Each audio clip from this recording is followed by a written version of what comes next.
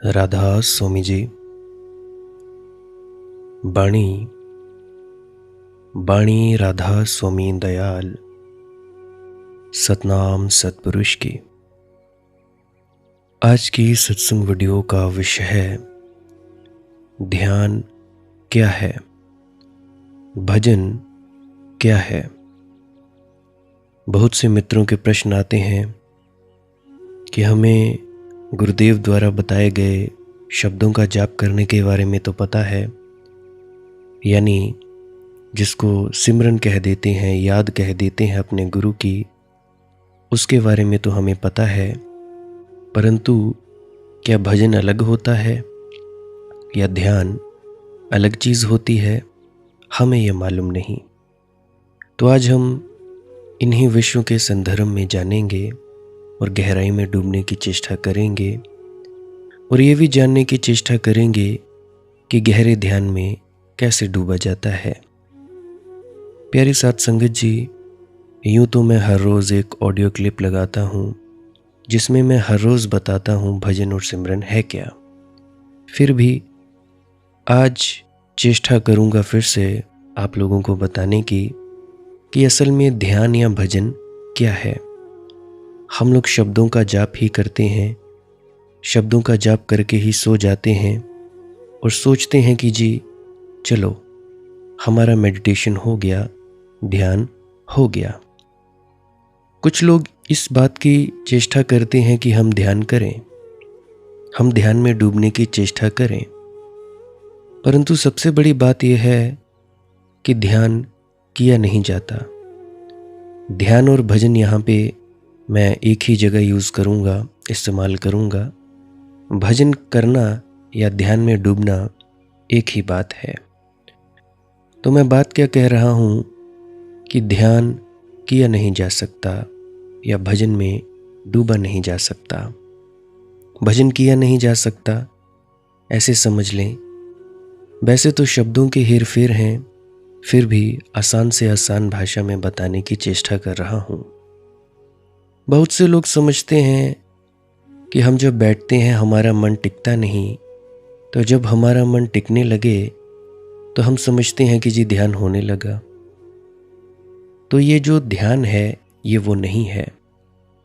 एकाग्रता और बात है, कंसंट्रेशन यानी एकाग्रता, ध्यान और बात है।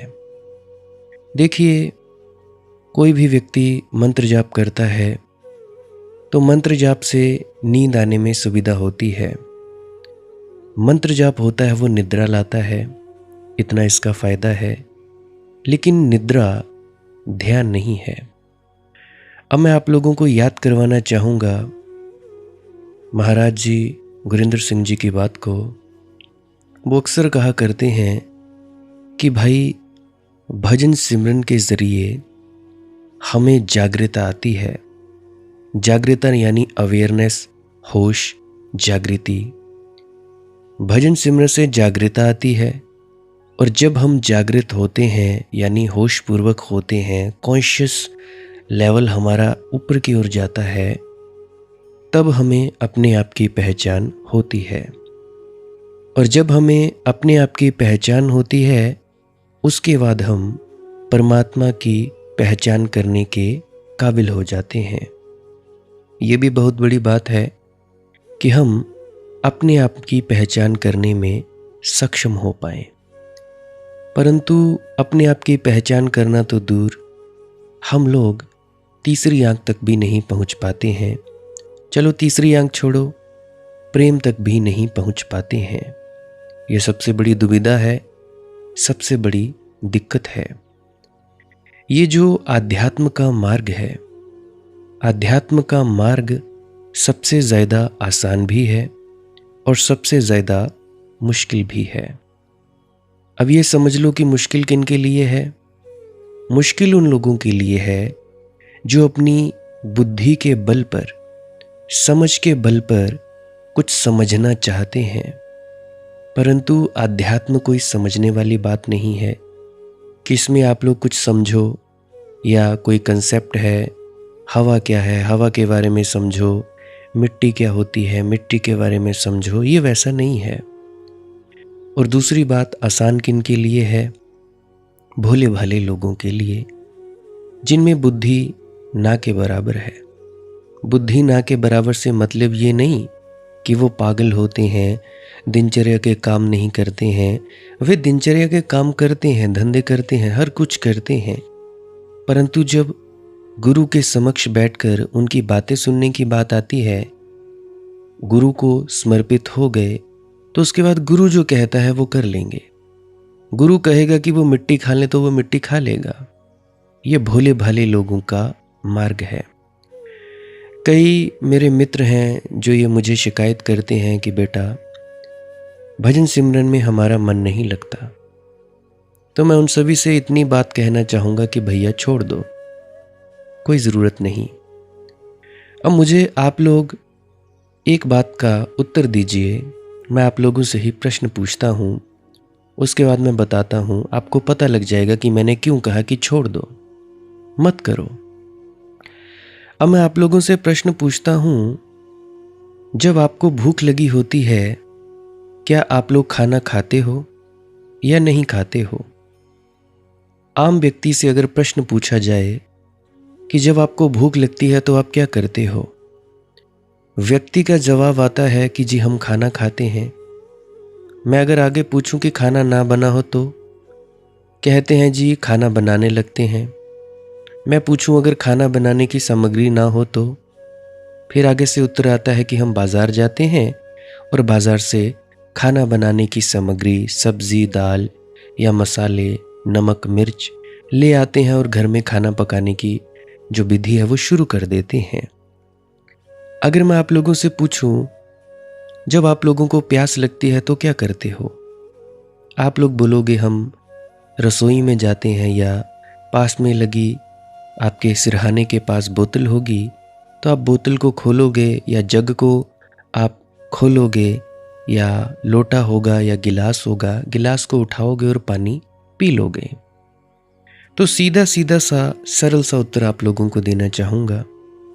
आप लोग कहते हो जी हमारा मन नहीं लगता, हम करना तो चाहते हैं परंतु हमारा मन नहीं लगता। तो मैं आप लोगों से कहूँगा, अभी वो भूख नहीं लगी है, अभी वो प्यास नहीं जगी है।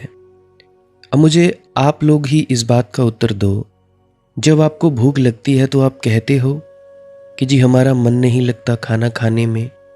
प्यास लगती है तब क्या आप कहते हो कि जी हमारा मन नहीं लगता पानी पीने में। फिल्म देखने जाते हो आप सिनेमा हॉल में, या अपने घर पे ही टीवी पे फिल्म लगा ली, मोबाइल पे फिल्म लगा ली, तब क्या आप कहते हो कि जी हमारा मन नहीं लगता? नहीं कहते। क्यों नहीं कहते? क्योंकि आप लोगों की जो प्यास होती है वो कहीं और है। आप लोगों की प्यास है फिल्म देखने में, आप लोगों की प्यास है पानी पीने में। भूख लगती है तो आप खाना खाते हो, घूमने फिरने में अभी मज़ा आता है। अभी आप लोगों ने भोगा नहीं, आप लोगों की इच्छाएं और दिशाओं में हैं। अभी परमात्मा को लीन हो जाने की, परमात्मा में डूब जाने की सच्ची प्यास अभी जगी नहीं है। ये मैं आप लोगों को थोड़ा परहेज बता रहा हूँ गहरे ध्यान में डूबने से पहले के। क्योंकि जब भी हमने बीज बोना होता है तो सबसे पहले भूमि तैयार की जाती है, हल जोता जाता है। उसके बाद भूमि को, अगर उसमें पत्ते हों, खरपतवार हों तो उनको हटाया जाता है। तो धीरे धीरे खेत को ठीक किया जाता है। उसके बाद हम उसमें बीज डालते हैं। यही प्रक्रिया है। किसान भाई बहनें जानते होंगे, मैं खुद किसान का बेटा हूं तो मैं जानता हूं ऐसा ही होता है। जब भी बीज बोना होता है खेत को तैयार करते हैं। तो अभी मैं आप लोगों के खेत को तैयार कर रहा हूं। मित्र शिकायत करते हैं जी हमारा मन नहीं लगता। मैं कहता हूं छोड़ दो, अभी आप लोगों को प्यास जगी नहीं, अभी आप लोगों को वैराग्य जगा नहीं, भूख लगी नहीं, प्यास जगी नहीं, भूख लगी नहीं, तो आप क्यों बैठोगे? क्यों आप भीतर उतरने की कवायद करोगे? अभी जो आपकी ज़िंदगी में दुख आ रहे हैं वो पर्याप्त नहीं है ये बात बताने के लिए ये दुनिया दुखों की नगरी है। अभी भी मन के किसी न किसी कोने में एक बात पड़ी हुई है कि इस दुनिया में सुख मिल सकता है, शांति मिल सकती है। कहीं ना कहीं किसी कोने में पता ना हो परंतु बात ज़रूर पड़ी है। इसीलिए हम लोग कहते हैं जी हमारा मन नहीं लगता। अब आप लोगों को तेज़ भूख लगी है, प्यास लगी है, आप खाना बनाते हो, पानी पीने जाते हो, तब आप लोग नहीं कहते जी हमारा मन नहीं लगता कि हमें प्यास लगी है।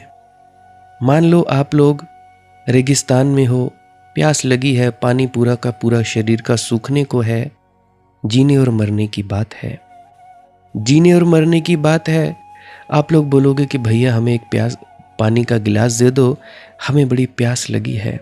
अगर कोई राहगीर पास से गुजरता हुआ तो क्या बोलोगे कि हमें पानी का एक गिलास दे दो पीने के लिए, हम मरे जा रहे हैं।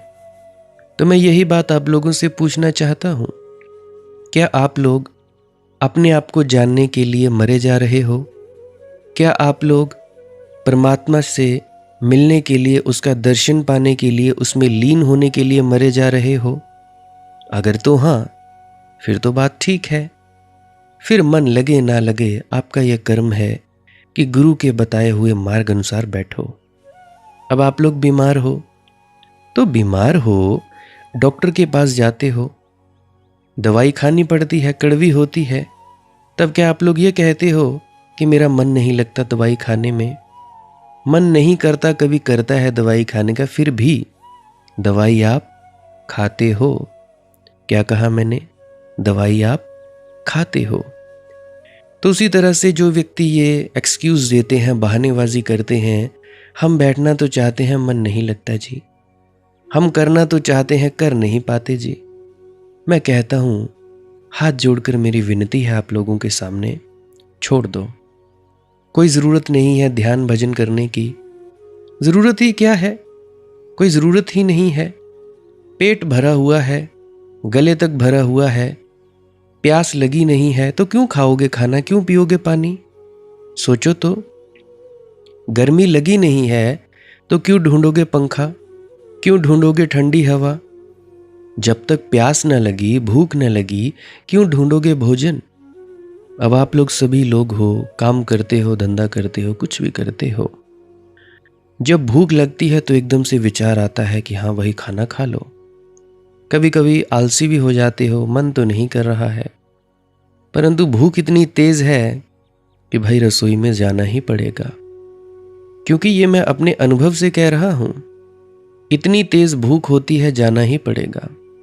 बचपन में मैं स्कूल में जाता था, एक परोठा मिलता था मुझे, वो खाने की डिब्बी में ले जाता था, उसके बावजूद भी भूख इतनी तेज होती थी कि भूख शांत नहीं होती थी। कभी कभार पैसा मिल जाता, 5 रुपया, 2 रुपया, 2 रुपये का समोसा मिल जाता, 2.5 रुपये का हुआ, फिर 3 का हुआ, फिर 5 का हुआ। अपने ज़माने की बात करता हूँ, वैसे मेरा ज़माना ज़्यादा पुराना है नहीं, यहीं 2001-05 की बात है, आज से 20 या 21 साल पहले की बात है। इतनी सस्ती चीज़ हुआ करती थी। अब तो फिर भी आज के बच्चों को पता है कि समोसा 14 रुपये का, 15 का, 12 का। खैर छोड़ो, ये बात अलग है। तो जब तक भूख लगी नहीं तब तक क्यों खाओगे खाना? जब तक अंतर प्यास जगी नहीं क्यों ढूंढोगे तुम परमात्मा को? मैं आप लोगों को कहता हूं, भोग के साधन जुटाओ, जितना भोग सकते हो भोगो, जितना दौड़ सकते हो दौड़ो। यही बात समझाने में तुम्हारे तथाकथित ऋषि मुनियों ने गलती कर दी। तुम्हारे ये जो तथाकथित साधु संत सन्यासी हैं और ये जो संत बने फिरते हैं, ये हर किसी को एक ही दवाई पेश करने की बात करते हैं। अरे भाई, अगर किसी एक व्यक्ति को जुकाम है तो उसको जुकाम की दवाई दी जाएगी, पेट दर्द है, पेट दर्द की दवाई दी जाएगी, टांग में दर्द है तो उसकी दवाई दी जाएगी, अगर कट गया है कहीं से तो उसकी दवाई दी जाएगी। ये थोड़े ना सभी को एक ही दवाई चलती है, सभी लोगों को एक ही परहेज, एक ही उपदेश चलता है, नहीं चलता। तो सबसे पहले हमें ये समझना चाहिए कि हम परमार्थ में आए हैं, आध्यात्म में आए हैं। हमने नामदान लिया है तो क्यों लिया है? क्या लोगों की देखा देखी में ले लिया? मेरी माँ ने लिया है, मेरे बाप ने लिया है तब हम ले लें? या पड़ोसी ने ले लिया है, या वो व्यक्ति ऐसा है तो ले लिया है? या बाबा जी महाराज सत्संग में फरमाते हैं कि नामदान के बाद आपकी यात्रा शुरू होगी तो ले लिया है? या कोई भी आप कारण ले लें तो ले लिया है? ये तो वैसे ही बात हुई, पेट भरा हुआ है, कोई व्यक्ति बोले भाई भोजन खाना ही चाहिए, पानी पीना ही चाहिए, भूख लगी नहीं, पेट भरा हुआ। अब वो जो खाना खाओगे तो ओवर ईटिंग हो जाएगी, ज़्यादा खाओगे तो मोटापा बढ़ेगा, शरीर दुरुस्त नहीं होगा, ज़्यादा पानी पियोगे तब भी मरोगे। ज़्यादा पानी पीने से भी मर सकते हो, किडनियाँ फेल हो सकती हैं, क्योंकि शरीर की एक स्थिति है, शरीर हर चीज़ को अपने हिसाब से ठीक करता है। तो यही हो सकता है। तो भाई जब आप लोगों को किसी चीज़ की ज़रूरत ही नहीं तो दूसरों की देखा देखी में क्यों ले लेते हो? ये कोई तगमा लगाने की बात थोड़े ना है कि हमने नामदान ले लिया है। कोई पूछे हाँ तुमने नामदान ले लिया है? हाँ मैंने ले लिया है। क्या तुम दीक्षित हो? हाँ मैं दीक्षित हूँ। क्यों भाई? क्यों किसी को दिखाने के लिए तुम लोग करते हो? आधे से ज़्यादा जनता इसीलिए नामदान या गुरु दीक्षा लेती है ताकि दूसरे को बताएं हाँ हम भी हैं भाई, हम सत्संगी हैं, तुम गैर सत्संगी हो। हम राधा स्वामी हैं, तुम राधा स्वामी नहीं हो। हम कबीर पंथी हैं, तुम नहीं हो। हम निरंकारी हैं, तुम नहीं हो। अहंकार में फूले नहीं समाते। परंतु मेरे भाइयों बहनों, मेरे मित्र गणों, प्रिय सज्जनों, ये बात ऐसी नहीं है। यहां बात है अंतर प्यास उठी, अंतर की प्यास उठी तब ही बात बनेगी। प्यास नहीं जगी तो कैसे पियोगे उस अमृत को? फिर तो ऐसी बहानेबाजियां ही आएंगी सामने। करना तो चाहते हैं, कर नहीं पाते। तब नहीं कहते जब खाना होता है। भूख इतनी तेज होती है, खाना तो चाहते हैं, खा नहीं पाते जी। प्यास इतनी तेज होती है, पीना तो चाहते हैं, पानी पी नहीं पाते जी। मैंने अपनी बात बताई थी आपको। दादी के साथ घास काटने गया था तो पानी खत्म, ऊपर से तले हुए वो खा लिए जो बसों में मिलते हैं, खा लिए मैंने। तो जो मैंने खा लिए, प्यास इतनी तेज, पानी खत्म, वापस जाना हो कैसे जाऊं घर को? वहां पे हमारे यहाँ पहाड़ियां हैं, तो मैंने चलते पानी को पी लिया नीचे जमीन से, जैसे जानवर पीते हैं। अभी आप लोग ज्यादातर शहरों में होते होंगे, तो मैंने उसका ही पानी पी लिया जो नीचे चलता है, जिसको हल्का सा छोटा सा नाला कहते हैं। मैंने उसका पानी पी लिया। तो भाई अगर मुझे प्यास जगी थी तो मैंने ये नहीं बोला मेरा दिल नहीं करता। 5-10 मिनट तो मैं ऐसे ही लेटा रहा आलस्य में, क्योंकि मुझसे ज़्यादा आलसी मेरे परिवार में कोई भी नहीं है। मेरे पिताजी आलसी नहीं, मेरी माता नहीं, मेरा छोटा भाई नहीं, मेरे चाचा नहीं, मेरी चाची नहीं, ना तो मेरे चाचा जी की 2 लड़कियां हैं, बहनें हैं, वो भी नहीं। कोई भी आलसी नहीं। मुझसे ज़्यादा आलसी मेरे परिवार में पैदा ही नहीं हुआ। तो मैं थोड़ी देर लेटा रहा। प्यास इतनी बढ़ गई कि मनदीप बेटे उठना तो पड़ेगा, मर जाएगा नहीं तो। मैंने पानी पिया। प्यास अगर जगी हो, अंतर प्यास उठी प्रभ तेरी, अंतर की प्यास अगर उठी हो, क्यों ना बैठा जाए। मैं आए दिन लोगों से बात करता हूँ। कुछ लोग हैं जिनकी बातों से लगता है कि इनमें भी प्रभु की प्यास जगी नहीं, तो मैं उनसे 2-5 मिनट बात करके बंद कर देता हूँ। कुछ लोग हैं जिन्हें देखकर मुझे लगता है कि हाँ इनमें वाकई प्यास है, तो उनको मालिक से अरदास करके, प्रार्थना करके कह देता हूँ कि भाई मालिक हे मेरे परमपिता परमेश्वर, इन पर दया मेहर करना और ज़्यादा इनको देना, इनकी आध्यात्मिक तरक्की हो रही है और ज़्यादा देना, जहाँ ये अटके हुए हैं उस अटकल को दूर कर देना। मेरी तब यही प्रार्थना होती है। देख लेता हूँ मैं बातों से। अब कई लोग हैं फिर आ जाएंगे कॉल करके कि मनदीप बेटा मुझे बताना क्या मेरी प्यास जगी है। ये कोई बात नहीं। सीधा प्रश्न पूछो, नाम पूछने की बताने की ज़रूरत नहीं, जगह बताने की ज़रूरत नहीं। जब मैं पूछूं तब बताओ, नहीं तो कोई ज़रूरत नहीं। वैसे तो मैं कम ही पूछता हूं, तुम समस्या बताओ, मैं समस्या का समाधान करूंगा। अभी मैं भूमि तैयार कर रहा हूं, अभी मैंने गहरे ध्यान के बारे में बताया ही नहीं। अभी मैंने ये तुम लोगों से प्रश्न पूछा, क्या प्यास जगी, क्या भूख लगी? प्यास जगी, भूख लगी, तब तो मैं आगे बढ़ूं। पहले तो तुम लोग अपने आप को क्लियर कर लो कि भाई वाकई चाहिए। नहीं चाहिए तो फिर मुझे सुनने से भी क्या फ़ायदा। इतने इतने बड़े संतों महात्माओं की बात नहीं सुनी तो मुझ जैसे मूर्ख की क्या सुनोगे? जिसको ये नहीं पता, मनदीप जैसे मूर्ख को, कि परमात्मा को व्याख्यान नहीं किया जा सकता, फिर भी कोशिश कर रहा है। बोला नहीं जा सकता फिर भी बोलने की चेष्टा कर रहा है। क्यों कर रहा है? ताकि आप लोगों को इशारा समझ में आ जाए कि मैं बात किस ओर कर रहा हूं। तो मैं बात कर रहा था कि भाई ये जो तुम्हारे तथाकथित संत साधु महात्मा हैं, ये ढोंगी हैं, ये पाखंडी हैं। इन्होंने अपनी तो पूंछ कटाई, अपना तो नाक कटाया, ये तुम लोगों का भी कटवा देना चाहते हैं। अगर मैं आप लोगों को बताना चाहूं, राधा स्वामी मत की पुस्तकों के पीछे लिखा है, अगर आपको लगता है जिज्ञासुओं के लिए एक पुस्तक है, खरीद लेना, सेंटर से खरीद लेना, डेरे से खरीद लेना। अगर बढ़ना चाहते हो तो उसके पीछे लिखा होगा कि अगर आपको लगता है कि वक्त का संत सदगुरु राधा स्वामी सत्संग व्यास में यहाँ पे नहीं मिलेगा, तो आप लोग अपनी खोज कहीं और कर सकते हो। वो नहीं बुलाते, वो नहीं बुलाते कि भाई ले जाओ ले जाओ। ऑनलाइन नहीं देते, अपनी संख्या बल बढ़ाने की बात नहीं करते। फिर भी तुम लोग देखा देखी में जाते हो। खुद को तो शर्म होनी चाहिए कि हमने करना क्या है क्या नहीं करना। झूठ बोल देते हैं, हम ये नहीं करते वो नहीं करते, फिर सोचते हैं हमने बड़ी शेखी मार ली, हमने बहुत बड़ा काम कर लिया जी, हमें मिल गया नामदान, क्या हो जाएगा। बंदूक खरीद ली, बेईमानी से ठगी करके, चलानी आती नहीं, क्या होगा उससे? दूसरों को तो, परिवार वालों को मारोगे मारोगे, हो सकता है खुद को ही मार लो। तलवार ले ली, पैनी तेज धार की, दूसरे को तो क्या ही काटोगे, खुद को काट लोगे। क्या फायदा भाई उस चीज का जिसका पता ही नहीं क्यों किया है, काहे को करना है। इसीलिए अक्सर मैं देखता हूं डेरे में 5 सत्संगों से ज्यादा सत्संग होते नहीं। जो गुरुदेव के हैं उनके 5 सत्संगों से ज्यादा होते नहीं। कभी कभार हुआ 6-7 हो गए। 5 सत्संगों से मेरा मतलब 5-6 बाणियां ही लेते हैं, रिपीट।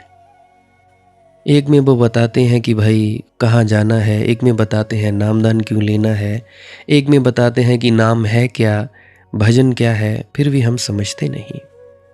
तो मैं फिर बोल रहा हूं, क्या तुम्हारे भीतर वो प्यास है, या तुम लोग परमात्मा की आड़ में कुछ और पाना चाहते हो?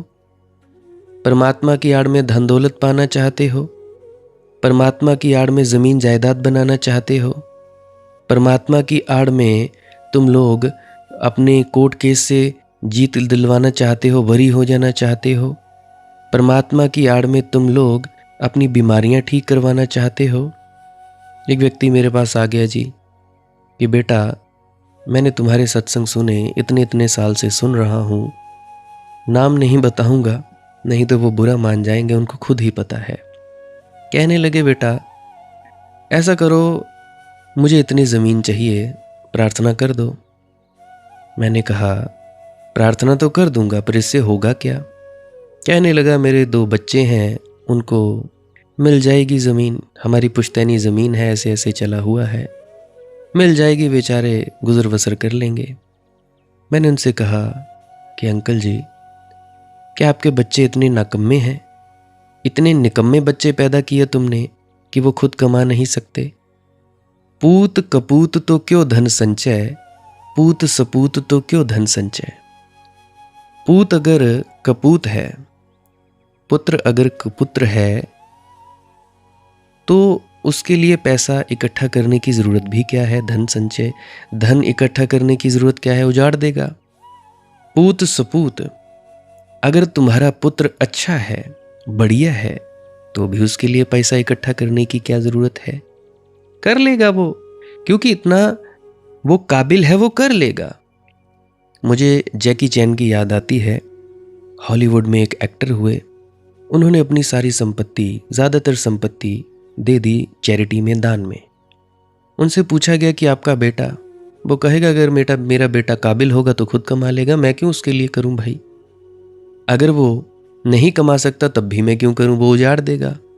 सीधी सी बात। पूत कपूत तो क्यों धन संचय, पूत सपूत तो क्यों धन संचय। दोनों ही मात्रा में हम लोग क्यों इकट्ठा करें। हम पैदा होते हैं, हमारे माँ बाप चाहते थे हम आगे भोगें, हम चाहते हैं हमारे बच्चे भोगे, और आगे ऐसे ऐसे चलता ही रहता है। लोग लाख लाख रुपया एक दिन का कमाते हैं, भोगने का वक्त कहाँ, वक्त है ही नहीं। सारा दिन काम पे, और जब भोगने का वक्त आया, हार्ट अटैक, बीमारियां 3600 लगी हुई हैं। जो धन कमाया उसको बीमारियों में उजाड़ देते हो। कब तुम लोगों ने भोग किया। तो मेरी विनम्र प्रार्थना है कि भैया परमार्थ के मार्ग में आने से पहले अपना संसारिक मार्ग ठीक कर लेना।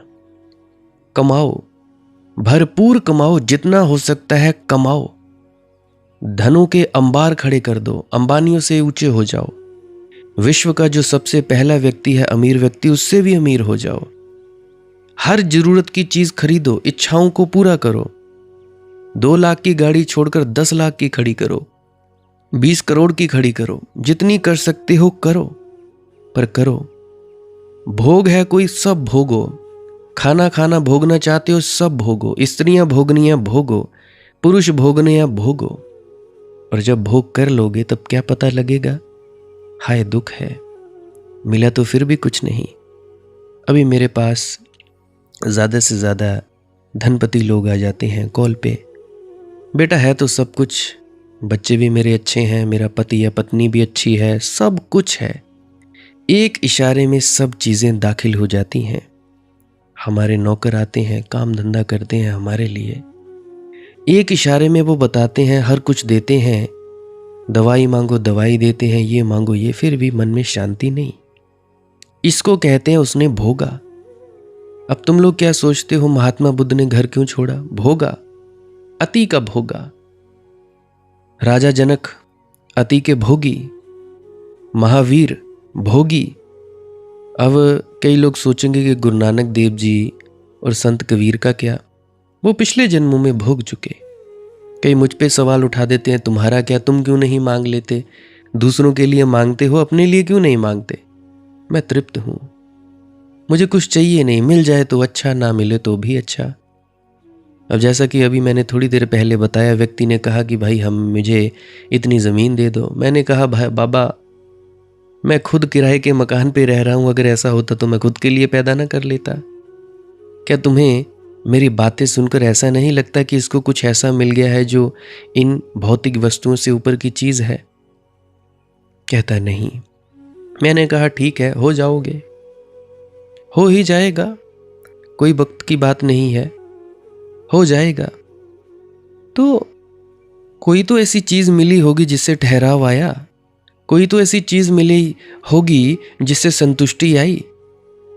बाबा नानक जैसे लोग, बाबा नानक जैसे संत महात्मा, उच्च कोटि के संत खेतीबाड़ी करके गुजारा कर लेते हैं। संत कबीर जी जैसे लोग क्या करते हैं, कपड़ा बुन के गुजारा कर लेते हैं। जरूरत की चीजें ही चाहिए। गुरु रविदास जैसे लोग क्या करते हैं, संत ऐसे जूतियां गांठ गांठ कर अपना काम चलाते हैं और आगे बढ़ते हैं। तो तुम लोग सोचो कि इन्होंने क्या भोगा नहीं होगा? अरे बाबा भोगा होगा, अनंत अनंत भोगा होगा। तो पहले तुम लोग भोगो तो सही। ये थोड़ी ना किसी की सुनी सुनाई बात के अनुसार तुम लोग चलने लग पड़ो। अभी हाल ही में 3-4 दिन पहले मैं अपने ससुराल गया था, तो मुझे कॉल आया एक। वो कहने लगी कि मेरा जो बेटा है वो कहता है जी मेरा दिल नहीं लगता, मेरा जी नहीं करता घूमने फिरने का, दोस्तों के साथ रहने का। मतलब कि मेरी खुशी है नहीं, मेरी खुशी कहीं और है और मैं खोजूंगा। तो वो जो बच्चा है, बच्चा क्या मेरी ही उम्र का भाई है, वो जो भाई है उसके अंदर प्यास जगी कि भैया इस संसार में कुछ नहीं है, मेरे कहने से संसार को छोड़ने में मत लग जाना, या किसी भी संत महात्मा के कहने से संसार को छोड़ने में मत लग जाना। नहीं, ऐसा नहीं करना। भोगो, जितना भोग सकते हो भोगो। जब भोगोगे तो दुख आएगा, जब दुख आएगा वैराग्य आएगा। तुम कहोगे आहा, हे रब्बा छुड़ा मैनू इन्हां दुखां ते, हे परमात्मा छुड़ा इन दुखों से मुझे हटा। तब जाकर तुम लोग अपने भीतर उतरने की कवायद करोगे। तो सबसे पहली बात ये जान लो, क्या प्यास है? फिर बहानेबाजी नहीं होएगी। क्या भूख लगी है? फिर बहानेबाजियां नहीं होएगी। अजी हम करना तो चाहते हैं, कर नहीं पाते जी। बैठना तो चाहते हैं, बैठ नहीं पाते जी। चलो ठीक है, अब हम थोड़ा आगे बढ़ते हैं। देखिए, हम सब लोग बैठते हैं ध्यान के लिए। ध्यान किया नहीं जाता, याद रखें, ध्यान या भजन किया नहीं जाता। ध्यान में डूबा जाता है और भजन में डूबा जाता है। भजन और ध्यान एक ही बातें हैं। अब ध्यान है क्या? ध्यान क्या है? ध्यान बात ही और है, एकाग्रता और बात है। एकाग्रता का अर्थ क्या है? एक विचार की पुनरुक्ति। ध्यान का अर्थ है निर्विचार, विचार की पुनरुक्ति नहीं। अब बहुत से लोग परेशान हो जाते हैं कि जी हम निर्विचार कैसे हो जाएं। हम निर्विचार तो होना चाहते हैं, होते नहीं, मन आड़े आता है। सबसे पहली बात, सीढ़ी जब चढ़ते हो तो पहली सीढ़ी पे पांव रखना पड़ता है, दूसरी सीढ़ी पे पांव रखना पड़ता है, उसके बाद तीसरी सीढ़ी पे पांव रखना पड़ता है, चौथी, पांचवी, ऐसे करते करते तुम छत पर पहुंचते हो। तो जैसे ही तुम लोग ध्यान के लिए बैठोगे, सबसे पहले आएगा तुम्हारा मन, तुम्हारे विचार। इससे गुजरना ही पड़ेगा। अगर तुम लोग इसमें खलल डालोगे, विचार डालोगे, तो ये मन और ज्यादा उलझता उलझता उलझ जाएगा।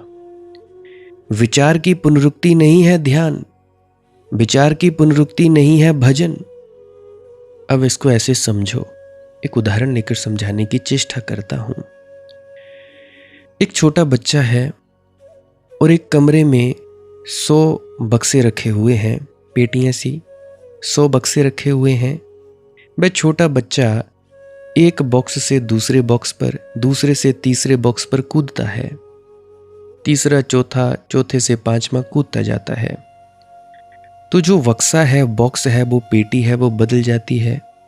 बच्चा जो है वो कूदता चला जाता है, खेल खेलता है। फिर हमने क्या किया, 99 डिब्बे अलग कर दिए, एक ही डिब्बा बचा। अब वह बच्चा एक ही डिब्बे पर उछल कूद कर सकता है, एक ही डिब्बे पर जंप करता है। खेल अब भी जारी है, पर एक ही डिब्बे पर कूद रहा है। और फिर क्या किया, हमने वो जो एक डिब्बा बचा वो भी हटा दिया। अब कूदने को कुछ भी ना बचा। अब वह बच्चा बैठ गया है। अब कूदने को कुछ भी नहीं है, ना एक है ना 100 है। तो हमारा जो चित्त है उसकी 3 अवस्थाएं हैं। ध्यान से सुनना मेरी बात को। 3 अवस्थाएं हैं। एक अवस्था चंचल चित्त की, एक विचार से दूसरा विचार। आंख बंद करते हो ध्यान के लिए, भजन के लिए। एक विचार से दूसरा विचार, दूसरे से तीसरा, तीसरे से चौथा। चित्त की सामान्य स्थिति है। फिर इसे रोक लो, सब विचार अलग कर लो, एक पर बचाओ। एक पर चित्त कूदता है। जैसे आप लोगों को जाप दिया गया है, 5 नाम का, 2 नाम का, चाहे अपना ही नाम जपते रहो, कोई फर्क नहीं पड़ता। एक पर बचाओ, एक पर विचार लगाओ। अब एक विचार क्या है तुम्हारा 5 नाम का, मतलब कि तरीके कई हैं, विधियां कई हैं। तो मैं आगे बढ़ता हूं। एक पर चित्त कूदता है, एक पर ही कूदता है। पहले हजारों लाखों विचार चलते थे, अब सिर्फ राम राम, राधा राधा या कृष्ण कृष्ण, कोई भी ये चलता है। एक पर ही कूदता है। अब कूदने का काम जारी है, एक अभी भी है। एक पर ही कूदता है तुम्हारा मन, कूदने का काम जारी है। एक अभी भी शेष है, अब क्या करो, एक को भी हटा दो। अब कूदने को शेष नहीं रहा, कूदने की जगह नहीं रही। चित्त बैठ गया, शांत हो गया, मौन हो गया। अब मैंने क्या कहा? जैसे ही चित्त शांत हो गया, मौन हो गया, तो पहली अवस्था है चंचलता की। विचार आते हैं, तुम लोग विचारों को देखकर ही डर जाते हो, उड़ जाते हो। हा हा हाय हाय हाय हाय, इन्ने विचार, ओ हो, ना ना ना ना ना ना ना ना ना, हम ना बैठेंगे, हो, मन नहीं लगता। तो ये पहली अवस्था है। दूसरी अवस्था एकाग्रता की, दूसरी अवस्था एकाग्रता की। तीसरी अवस्था ध्यान की है। अब ध्यान का अर्थ, ध्यान का अर्थ है जहां कोई ऑब्जेक्ट ना रहा, चित्त में कोई विषय, कोई विचार, कुछ ना रहा। चित्त परिपूर्ण मौन हो गया, शांत हो गया। एकाग्रता विचार की ही अवस्था है, ठहरे हुए विचार की। अब एक नदी भाग रही है, ये चंचल चित्त की अवस्था है। एक नदी ठहर गई है, जम गई है, तालाब बन गई है, यह एकाग्रता की अवस्था है। एक नदी बची ही नहीं, धूप आई, सूरज की धूप पड़ी, इतनी पड़ी कि उड़ गई है, सिर्फ खाली नदी का रेत रह गया है, नदी है ही नहीं। ये ध्यान की अवस्था है। ध्यान और एकाग्रता में फर्क किए बिना कोई समझ नहीं पाएगा ठीक से कि ध्यान क्या है। और अधिक लोग एकाग्रता को ही ध्यान मानकर समय को नष्ट कर लेते हैं। वे सिर्फ तंद्रा में, निद्रा में अपने को सुलाते हैं। निश्चित ही नींद का भी मजा है, योग निद्रा है। अब आपके जीवन में दुख हैं, तकलीफें हैं, परेशानी है, भूलने का मन होता है। अब उदाहरण के लिए एक आदमी शराब पी लेता है। अरे जरा सोचो तो, वो पीता क्यों है? पीता है ताकि झंझट के बाहर हो जाए। एक आदमी शराब पी लेता है, झंझट के बाहर हो गया। जितनी देर शराब में होता है, उसका नशा होता है, उतनी देर ना दुख है, ना पीड़ा है, ना परेशानी है। ये बड़े बड़े बिजनेसमैन देखना शाम को शराब जरूर पीते हैं। बाकियों का पता नहीं, मैंने अपने इर्द गिर्द जरूर देखे हैं। मेरे हिसाब से बड़े बड़े बिजनेसमैन, क्योंकि मैं छोटी औकात का व्यक्ति हूँ, मेरे हिसाब से बड़ा बिजनेसमैन वही जो 1 लाख रुपया एक दिन का कमाता हो, 30 लाख रुपया महीने का, मेरी औकात के अनुसार। क्योंकि मैंने कभी इतना पैसा देखा ही नहीं, तो मेरी औकात इतनी है तो मैं उतना ही बोलूँगा। अब मैंने वो देखे, शाम को रोज़ बोतल खुलती है। क्यों? परेशानी बड़ी है, पीड़ा बड़ी है। तो जितनी देर व्यक्ति शराब पीता है, उतनी देर ना दुख है, न पीड़ा है, न परेशानी है। पत्नी बीमार है, न बच्चे को दवा की ज़रूरत है, न नौकरी की तलाश है। अभी हाल ही में जहाँ से मैं दूध लाने जाता हूँ, दूध वाली आंटी, तो उनकी शायद देवरानी है, हाँ देवरानी ही है। तो उनकी जो देवरानी है, उसका घर वाला, तो वो शराब पीता है। अभी हाल ही में वो हॉस्पिटल में दाखिल थी, एडमिट थी हॉस्पिटल में, तो उसका पति शराब पीकर नशे में टुन। पत्नी बीमार है, न बच्चे को दवा की ज़रूरत है, न पत्नी को दवा की ज़रूरत है, न नौकरी की तलाश है। बच्चा भी उसका छोटा सा, एक लड़का, 2 लड़कियां हैं, वो तो ठीक है, छोटा सा बच्चा है, शायद 3-4 साल का होगा, 3 साढ़े 3 साल का। तो अभी क्या हुआ, 2-3 दिन पहले वो मर गई। अब एक व्यक्ति सलाह क्या दे रहा है वो सुनो। मैं दूध लेने गया, लेट हो गया, 8 बज गए थे, तो मैं गया, वहाँ पे सभी लोग बैठे हुए। मैंने बोला ये क्या हो गया भाई, इनके घर पता नहीं कौन मर गया। मैंने बोला शायद आंटी मर गए। फिर मैंने देखा नहीं, आंटी भी जिंदा है, दूध वाले जिनसे मैं लेके आता हूँ। फिर मैंने सोचा अंकल जी मर गए। फिर मैंने देखा नहीं, अंकल जी भी जिंदा है। फिर मैंने देखा जो वो 7 वाले मकान वाला जो व्यक्ति था, जिसकी पत्नी मरी, वो बैठा हुआ सिर पकड़ के, क्या हो गया, क्या नहीं हुआ। तो सामने एक व्यक्ति आया, वो कहता, यार नाम है उनका, हम नाम भी नहीं बोलूँगा क्योंकि यहाँ से कोई होगा वो बुरा ना मना जाए। कहते हैं कि भाई शराब पी, 2 पैग लगा, सो जा। तो ये है हमारी हालात। पत्नी बीमार है, दवा की जरूरत नहीं। पत्नी मर गई, कुछ जरूरत नहीं, सब खत्म हो गया। आदमी ने शराब पी ली है, वह निश्चित हो गया है। सोम रस से लेकर, पुराने सोम रस से लेकर लिसर्जिक एसिड तक, वेद के ऋषियों से लेकर अमेरिका के नए ऋषि एल्डोस हक्सले तक शराब की नई नई तरकीबें आदमी खोजता रहा है।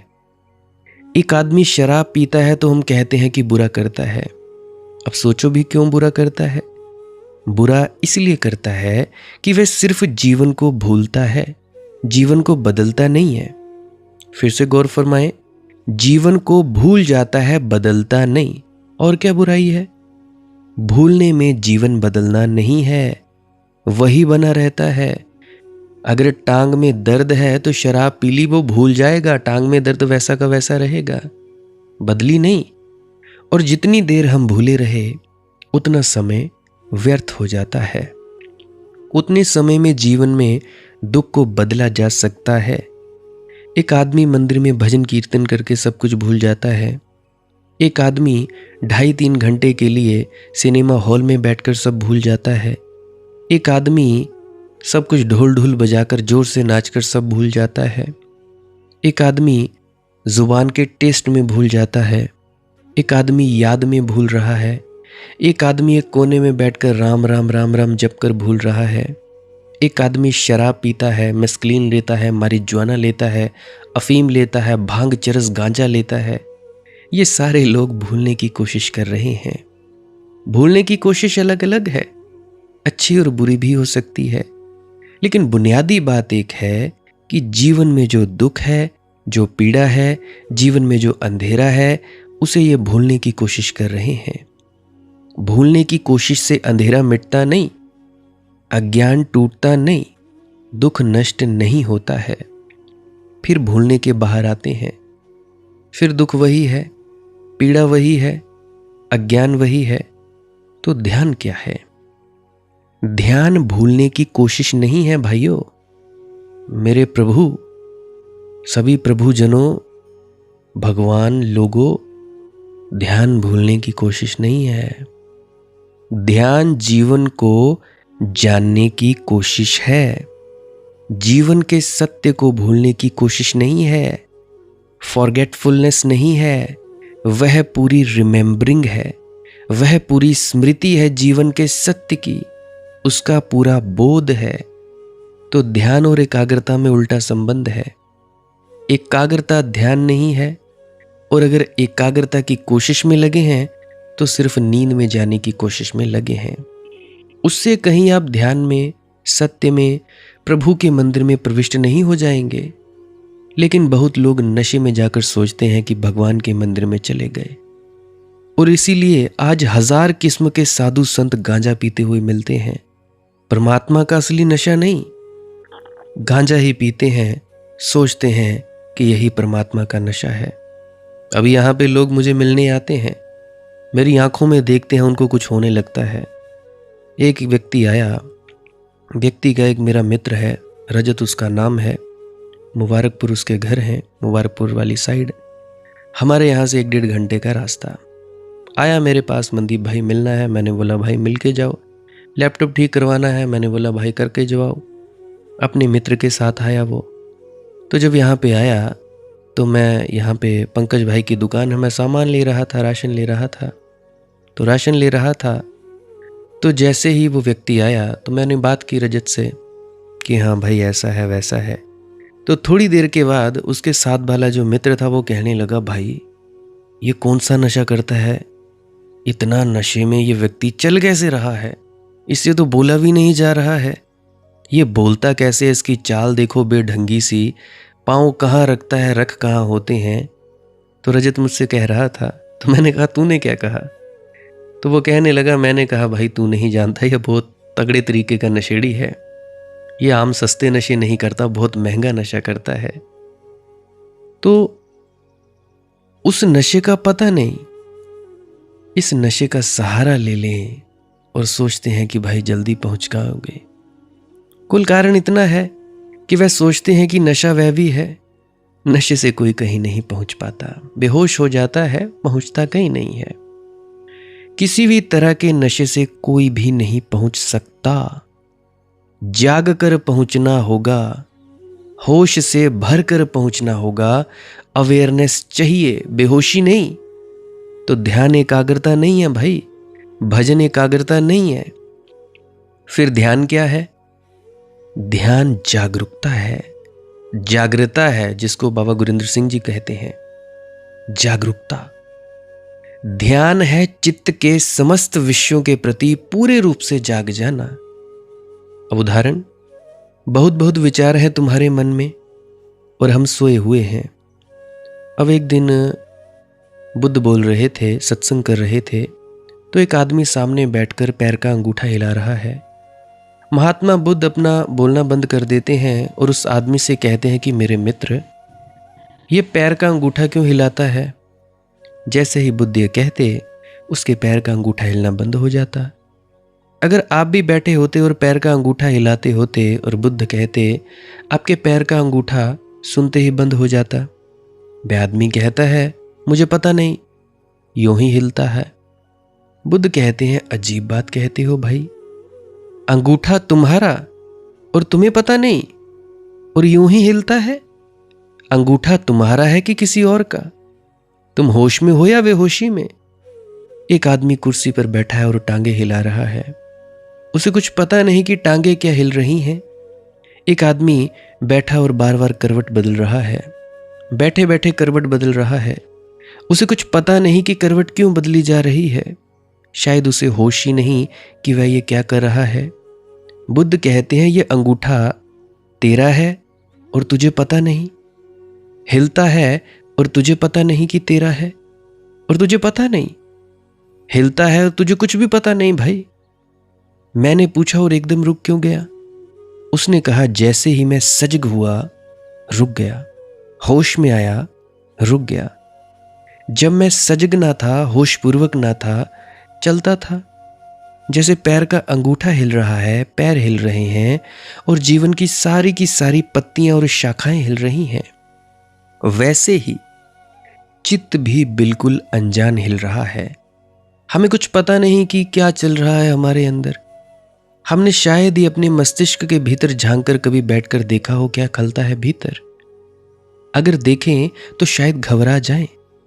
अगर 10 मिनट कमरा बंद कर लें और कागज रख लें और कलम रख लें और जो चित्त में चलता हो उसे लिख डालें ईमानदारी से, वही जो चलता हो, तो अपने सगे मित्र को भी बताना मुश्किल पड़ेगा, क्योंकि वह भी देखकर फौरन कहेगा कि चलो किसी डॉक्टर के पास, तुम्हारा दिमाग खराब हो गया है, ये तुम्हारे दिमाग में चलता है। हमने कभी भीतर अगर झांक कर देखा हो तो हमारे भीतर एक बिल्कुल विक्षिप्त बीमार चित्त बैठा हुआ है। क्या क्या चल रहा है वहां? पागल में और हम में फर्क क्या है? पागल में और हम में इतना ही फर्क है कि जो हमारे भीतर चलता है हम उसे किसी तरह दबाए रखते हैं, संयम रखते हैं उस पर, वह निकल नहीं जाता है एकदम। उसको हम क्रोध कहते हैं कि जरा हमसे गलती हो गई क्रोध से, वह निकल गया जो भीतर चलता था। लेकिन सामान्यतः संभाले रहते हैं। हर आदमी अपने पागलपन को संभाले चल रहा है। जो संभाल कर चल रहा है उसको हम कहते हैं नॉर्मल, और जो नहीं संभाल पाता है बेचारा, उसको हम कहते हैं जी पागल। पागल और नॉर्मल में इससे ज्यादा फर्क क्या है? डिग्री का फर्क है, कोई और ज्यादा फर्क नहीं है। हम में से कोई भी किसी भी क्षण पागल हो सकता है। जरा भी धक्का लग जाए और वह जो भीतर संभला हुआ था छलक आए बाहर, तो सब गड़बड़ हो गया। ये जो भीतर लिए हम चल रहे हैं, ये जो चित्त है हमारा, ये जो माइंड है, ये जो विचार है, या हम सिर्फ इसकी तरफ पीठ किए हुए हैं? जिन्होंने मन को खोजा है वे कहते हैं कि ऐसा आदमी खोजना मुश्किल है जिसने कितनी ही बार आत्महत्या न की हो भीतर, कितनी ही बार कितने ही खून न किए हों। ऐसा आदमी खोजना मुश्किल है जिसने जितने अपराध हो सकते हैं उनकी किसी न किसी कोने में मन के कहीं ना कहीं अंधेरे में इच्छा न की हो। मैं खुद कई बार व्यक्तियों को मारने की सोच चुका हूं। जब मैं छोटा था, कोई भी आता थप्पड़ मार जाता, कोई भी आता फालतू में बोल जाता। मैंने कई बार, मैं अपने अनुभव से बताता हूँ, तुम लोग ये मत सोच लिया करो कि हमें भाई हमारी कमियां निकालता है, हमें बुरा लगता है। कोई बात नहीं, अपनी ही निकाल लूं, पुरानी अतीत की निकाल लूं, तो सब अपराध, सब पाप, सब बुराइयां, सब पागलपन हम सब के भीतर खोज रूप में मौजूद है। और उन सब के विचार डोलते रहते हैं, तरंगें डोलती रहती हैं, भीतर सब चलता रहता है, पर हम कभी जागकर उन्हें देखते नहीं हैं। हम उसकी तरफ पीठ किए हुए हैं। हम डरते हैं कि वह सब दिखाई ना पड़ जाए। इसीलिए, शायद इसीलिए हम 24 घंटे कहीं ना कहीं उलझे रहने चाहते हैं कि जो भीतर चल रहा है वह दिखाई ना पड़ जाए। दिखाई पड़ेगा तो हम घबरा जाएंगे कि यह क्या पागलपन है भीतर। ये मैं हूं जिसका मैं गौरव करता हूं, गान करता हूं, यही मैं हूं। जिस अहंकार की मैं घोषणा करता हूं, इसी पागल को मैं समझे हुए हूं। तो डरता है मन। इसीलिए ध्यान में बैठते हुए डर बड़ा लगता है। हम बाहर ही बाहर डरते हैं, भीतर जाते ही नहीं। जैसे किसी घर में सांप बिच्छू भरे हों और वह दरवाजे पर ताला लगाकर बाहर बैठा हो, और वह जानता है कि भीतर सांप बिच्छू भरे हैं। वह भीतर की बात ही नहीं करता। अगर कोई भीतर की याद भी दिलाता है तो वह कहता है वहां सब ठीक है भैया, कुछ और बात करो। क्योंकि उसे पता चलता है कि जैसे ही भीतर की बात चलती है, सारे सांप बिच्छू भीतर के ख्याल में आने लगते हैं। वह कहता है कुछ ऐसी तरकीब बताओ कि मैं भीतर भीतर सब भूल जाऊं। मुझे तो भुलावा चाहिए, विस्मरण चाहिए। कुछ ऐसी तरकीब बताओ कि भक्ति भाव में लीन हो जाऊं। कुछ ऐसा बताओ समर्पण कर दूं। कुछ ऐसा बताओ कि ये सब मुझे याद ही ना रहे। कुछ ऐसा बताओ कि मैं संसार से मुक्त हो जाऊं। मैं उनके भीतर जो सांप बिच्छू भरे हैं, जो अंधेरा भरा है, उसे देखने की हिम्मत नहीं जुटा पाता।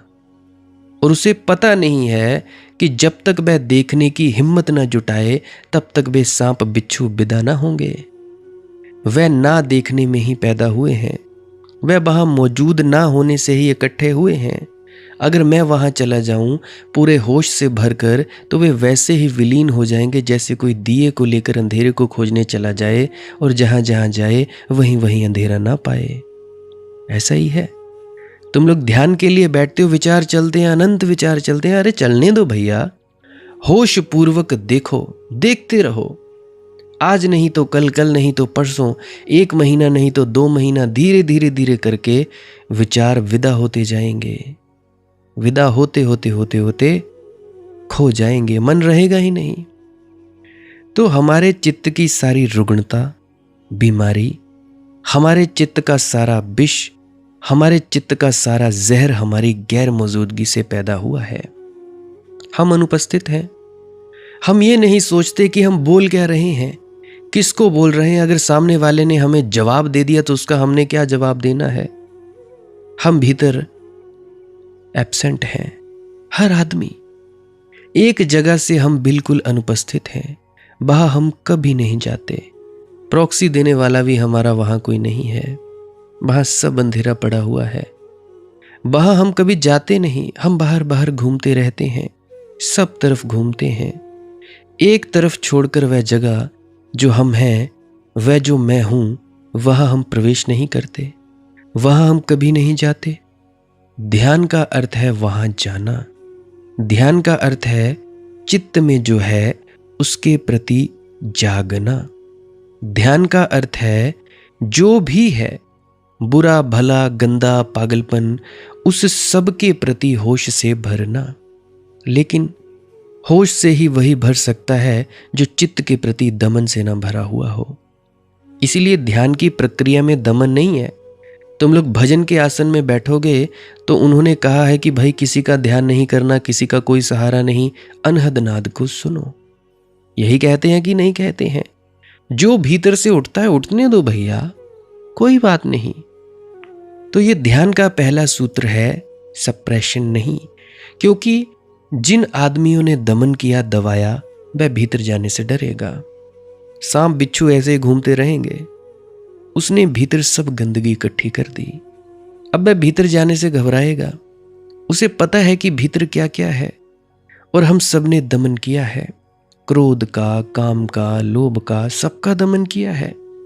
इसीलिए तो कुछ कहते हैं कि भाई मरने के वक्त बड़ा भारी ये सत्संगी था, बड़ा भारी भजन सिमरन करता था, बड़ी सेवा करता था, अब क्यों शराब मांग रहा है, अब मांस मांग रहा है, अब स्त्रियां क्यों ढूंढ रहा है, ये बूढ़ा, ये बूढ़ी।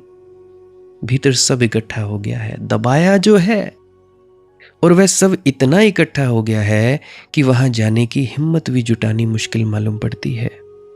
वहां हम नहीं जाना चाहते, लेकिन ध्यान रहे प्रभु के मंदिर तक पहुंचने में वहां से गुजरना ही पड़ेगा।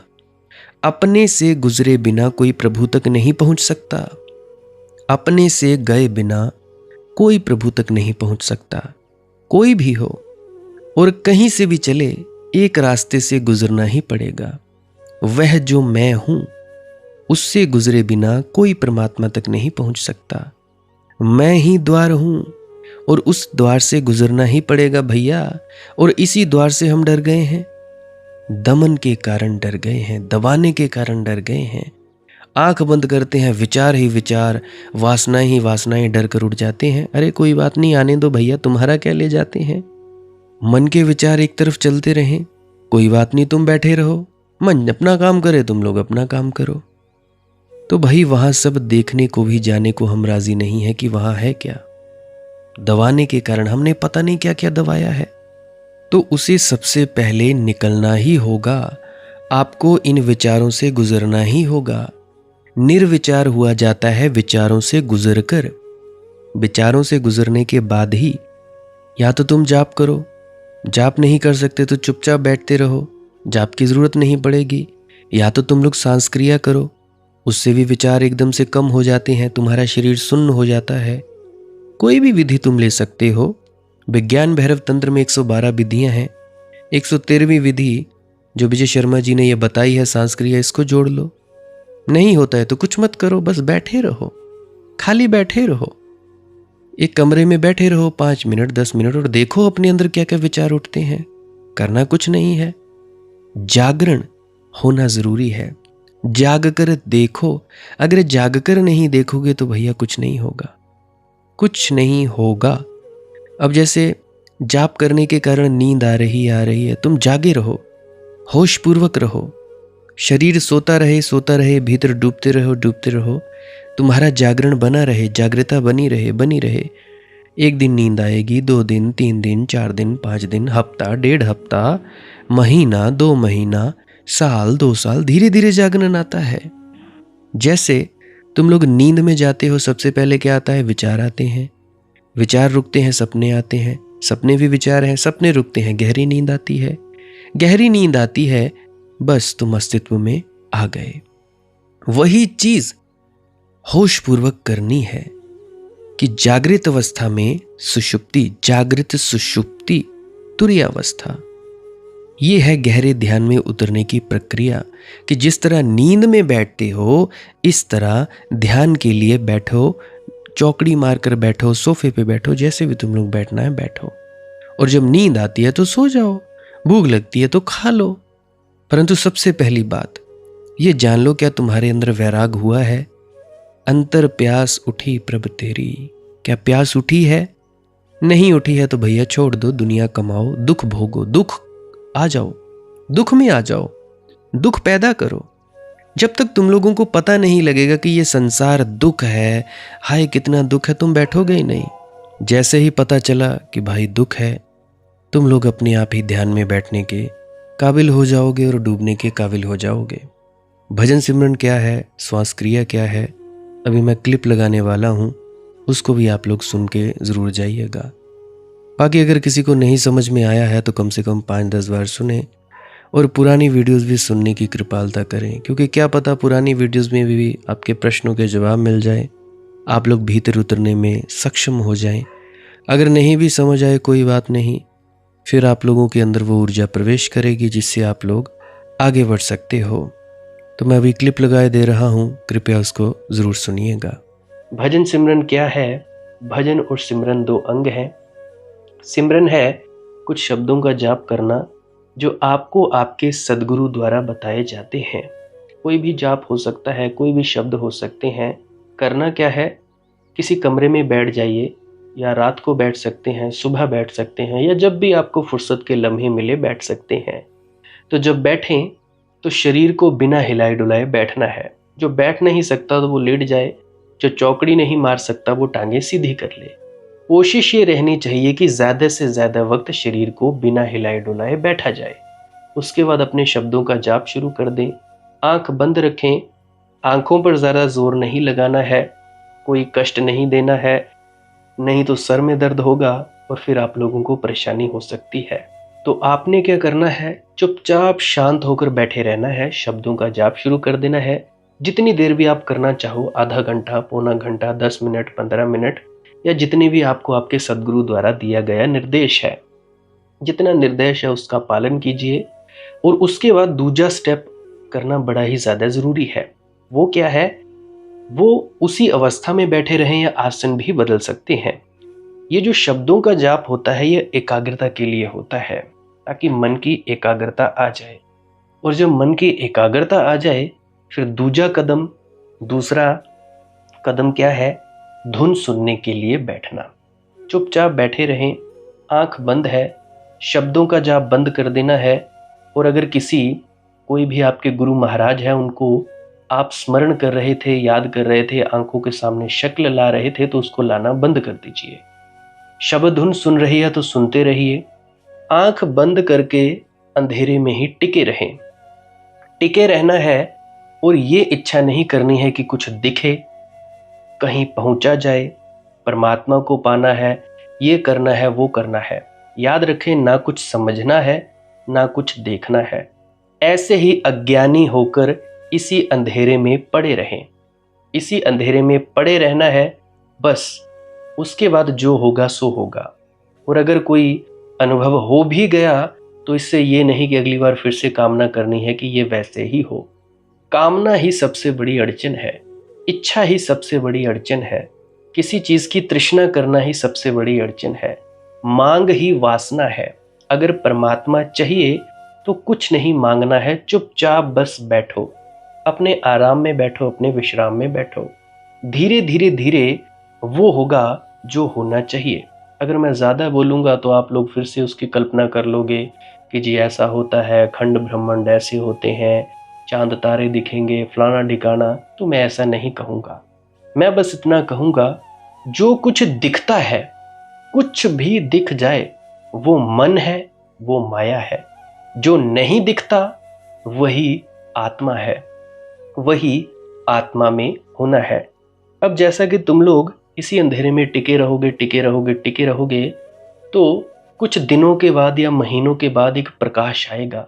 वो प्रकाश पूरे शरीर में फैलता जाएगा और धीरे धीरे तुम इस प्रकाश के सहारे अपने आप में स्थित होगे। अब देखो, इस प्रकाश को देखने वाले भी तुम हो और इस शब्द धुन को सुनने वाले भी तुम हो। अब जो ये शब्द धुन को सुनता है और प्रकाश को देखता है, ये तुम हो।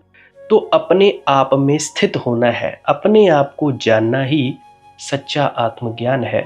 खुद को जानना, खुद को जान लिया मालिक को फिर जान जाओगे। तो इतनी सी प्रक्रिया है। और आगे आप श्वास क्रिया भी कर सकते हो। ये मुझे बताई गई थी विजय शर्मा जी द्वारा। वो एक उच्च कोटि के संत हैं, तो उन्होंने मुझे बताई, और मेरा फर्ज बनता है कि आप सभी को बताऊं। वैसे तो मैं रोज रोज बताता हूँ, फिर भी आज फिर से बता रहा हूँ। श्वास क्रिया क्या है, नाक से सांस लेना है, मुंह से छोड़ना है। लंबा सांस लेना है नाक से और मुंह से छोड़ देना है। 15 मिनट करें, 20 मिनट करें, आधा पौना घंटा, जितनी देर भी आप कर सकते हो करें। करने के बाद करना कुछ नहीं है, चुपचाप आंख बंद करके बैठ जाना है। लेट सकते हो तो लेट सकते हैं, वो आपकी अपनी इच्छा है। नींद आ जाए तो सो जाना है, तो शरीर को कष्ट नहीं देना है। अगर सर घूमे घूमने देना है, अगर आपका शरीर कांपे तो कांपने देना है। उसकी आपने दिक्कत, परेशानी और चिंता नहीं लेनी है, ये सब होता ही है। और मरने से डर लगे तब भी नहीं डरना है, ये होता ही है। क्या कहा मैंने, 15 से 20 मिनट कर सकते हैं, उसके बाद चुपचाप बैठें और अपने भीतर अपने आप उतर जाओगे। ठीक है जी। प्रेग्नेंट लेडीज़ बिल्कुल ना करें, जिनको दिल की बीमारी है या गोलियां वगैरह खाते हैं वो भी बिल्कुल ना करें, और बाकी सब कर सकते हैं। जिनको नींद नहीं आती वो अवश्य करें। और जिनको थोड़ा डिप्रेशन रहता है वो भी अवश्य करें, और जिनके बच्चे थोड़े पढ़ाई में कमज़ोर हैं वो भी ज़रूर करें। बाकी आपकी मौज है, करना हो करिए, नहीं तो आपकी अपनी अपनी इच्छा है। और ध्यान दें, जब सिमरन करें तो उसके बाद सीधा भजन पे बैठें, और जब ये श्वास क्रिया करें तो इसके बाद सीधा भजन के लिए बैठें। अलग अलग प्रक्रियाएं हैं, एकाग्रता के लिए है श्वास क्रिया और एकाग्रता के लिए ही है भजन सिमरन। सिमरन भी एकाग्रता के लिए और श्वास क्रिया भी एकाग्रता के लिए। ठीक है, मिक्स नहीं करना है, अलग अलग करिए। अगर श्वास क्रिया करी तो उसके बाद सीधा धुन सुनने पर बैठें। अगर सिमरन के शब्दों का जाप किया उसके बाद फिर से धुन सुनने पर बैठें। बाकी आपकी अपनी मौज है, जो आपको रुचे वो कर सकते हो। अगर धुन सुनने लगे तो धुन सुनने पर ही डायरेक्ट बैठा जाए, परंतु श्वास क्रिया मत छोड़ना, क्योंकि श्वास क्रिया करने से शारीरिक, मानसिक और आध्यात्मिक लाभ मिलता है। तो बाकी आप कीजिए, आपकी मौज है। और कोई प्रश्न है तो कमेंट सेक्शन में पूछ सकते हैं, या इंस्टाग्राम, टेलीग्राम, फेसबुक पे सर्च करें मालिक की मौज सत्संग, तो वहाँ पे पूछ सकते हैं। प्रश्न पूछने से पहले एक विनती, आप लोग पुरानी सत्संग वीडियोस को अवश्य सुनिए। क्या पता आपके प्रश्नों के जवाब मिल जाएं और आप अपने भीतर ध्यान में उतर जाएं। बाकी आपकी अपनी मौज है। लाइक कर सकते हैं इस वीडियो को अगर आपको कुछ सीखने को मिला है, और कमेंट सेक्शन में राधा स्वामी ज़रूर लिखें। सब्सक्राइब कर सकते हैं इस चैनल को अगर रोज़ रोज़ नए नए सत्संग सुनना चाहते हैं। और बाकी आप सत्संग लगा के छोड़ दीजिए, और बस छोड़ दीजिए, सुनते सुनते आप ध्यान में प्रवेश करेंगे या तो आप जी सो जाएंगे। तो आपकी मौज है। बाकी आप लोग अगर शेयर करना चाहो अपने मित्रों तक तो कर सकते हैं, नहीं तो मालिक की मौज है, कोई चक्कर नहीं है। आप मुझे इतने अंत तक सुनते हो, इतने अंत तक सुनने के लिए आपका बहुत बहुत शुक्रिया, बहुत बहुत धन्यवाद। और मुबारक हो आप लोगों ने जो आनंद प्राप्त किया। अब मैं अपने गुरु महाराज को प्रणाम करता हूँ, आप सभी के भीतर बैठे परमात्मा को भी प्रणाम करता हूँ। मेरा प्रणाम स्वीकार करें। राधा स्वामी जी।